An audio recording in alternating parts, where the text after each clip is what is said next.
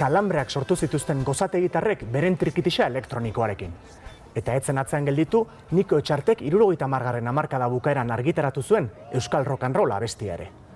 Gaur egungo belarrientzat kanta xaloa da, baina orduko belarrietan kalambreak eragingo zituen, eta ez nola nahikoak.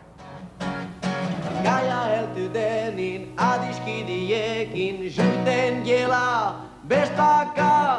Gaia heldu denin adiskidiekin juiten gela bestaka.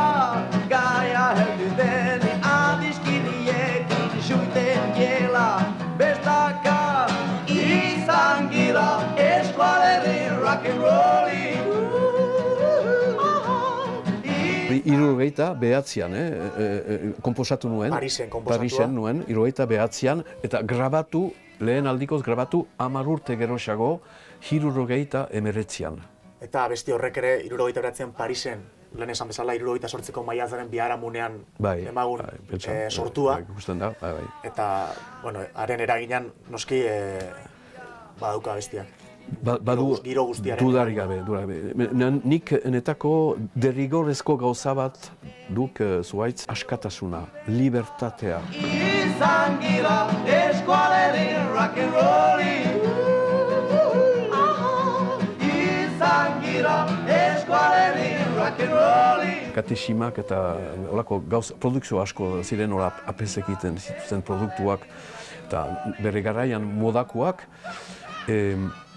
Eta gero izan ziren Txomin Pelien bezalakoak, Jon Mirande eta hoik, eta ni bezala hoieke Parisen bizi ziren. Eta uste dut gure herri zaharra Parisetik ikusita gai ginela pixka bat ere eskual kulturari haize freskoa ekarrazteko.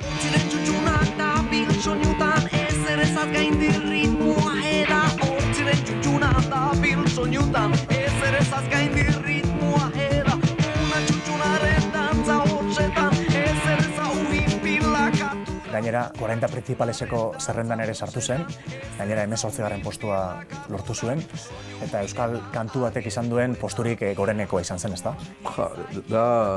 Enitzen sobera konturatzen, eta iparraldean bizi nintzen, baina gero pile bat konzertu egiten dituen hegoaldean jadanik, 79an. Bena da harrigarri. Donostin, edo Otxagabian, edo Barcelonan, Madrilen, bazen hilo musikal, deitzen zen, dentistaren edo medikoaren itxaroteko zean, eta denetan kantu entzuten zen, hori gutxienez 2 urtez izan zen.